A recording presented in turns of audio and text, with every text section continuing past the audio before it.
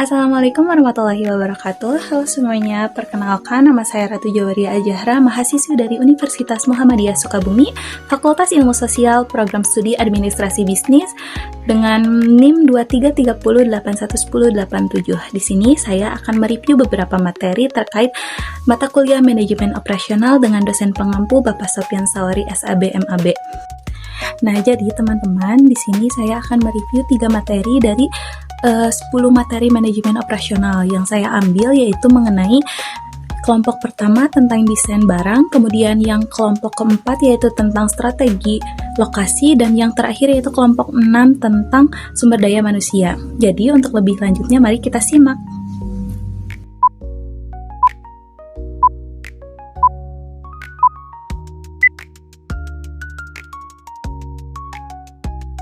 Nah, jadi teman-teman, untuk materi yang pertama yaitu dari kelompok 1 mengenai desain barang dan jasa.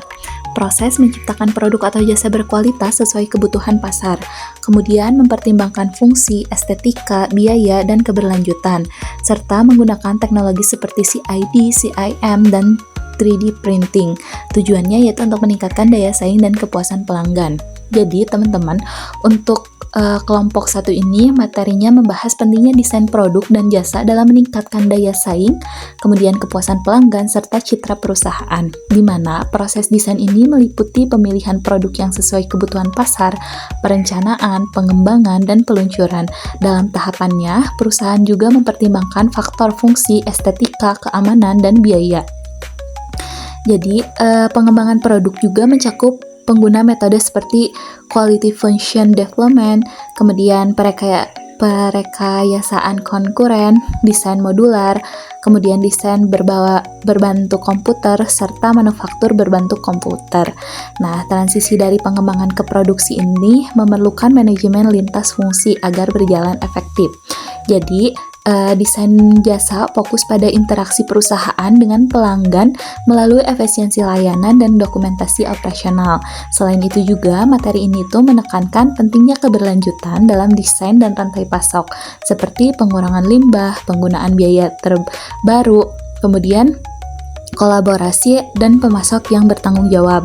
Jadi regulasinya itu dan standar industri juga menjadi bagian penting untuk menjamin keamanan kualitas dan keberlanjutan produk. Dengan pendekatan desain yang tepat, perusahaan dapat memenuhi tuntutan pasar secara efisien dan bertanggung jawab.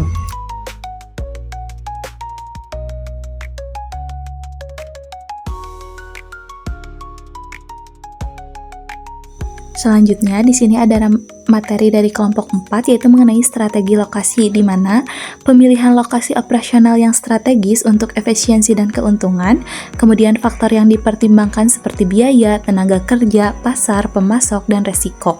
Metode evaluasinya dengan analisis biaya, volume, kemudian pusat gravitasi, serta pemeringkatan faktor. Dan juga lokasi yang tepat untuk mendukung pertumbuhan bisnis.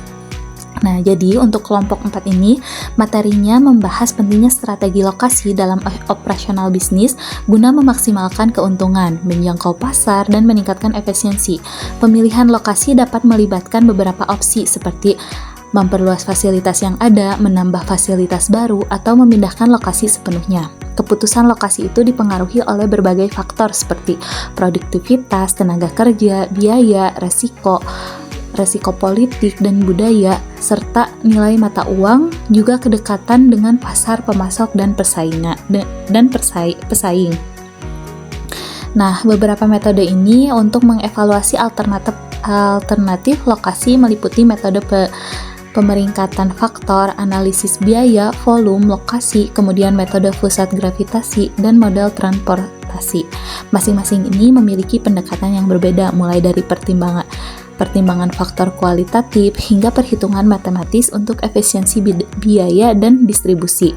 Jadi, strategi lokasi untuk bisnis jasa mempertimbangkan aspek daya beli konsumen, citra layanan, persaingan, aksesibilitas, hingga mutu fasilitas.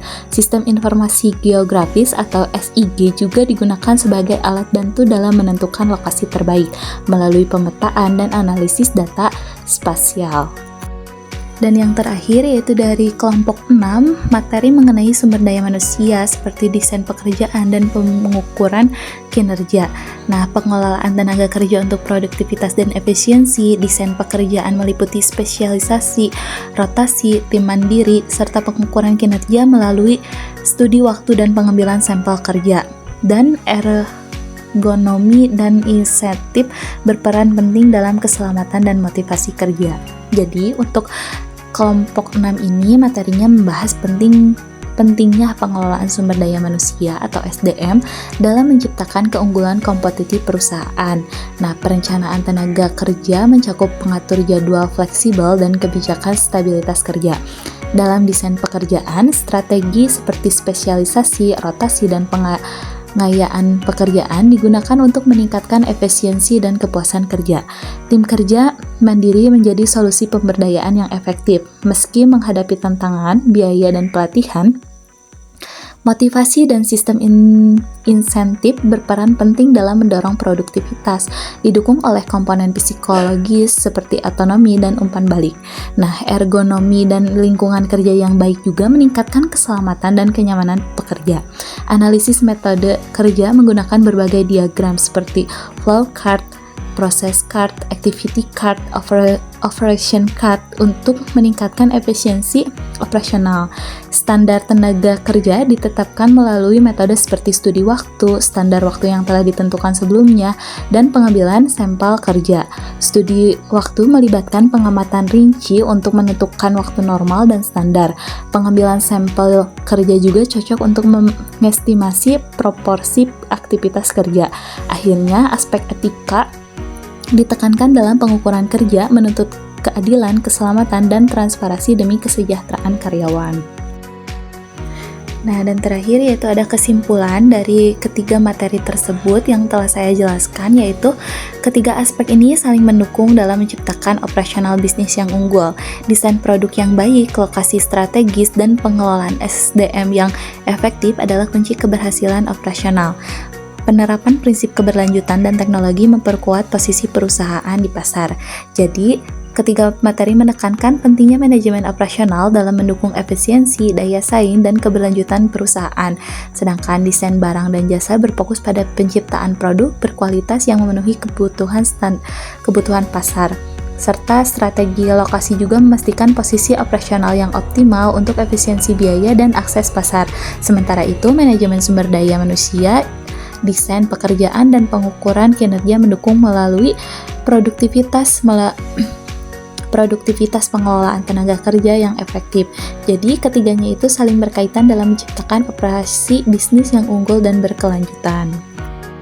Baik teman-teman, mungkin cukup sekian yang dapat saya sampaikan. Mohon maaf apabila masih banyak kekurangannya. Wabillahi taufiq wal hidayah. Wassalamualaikum warahmatullahi wabarakatuh. Bye-bye.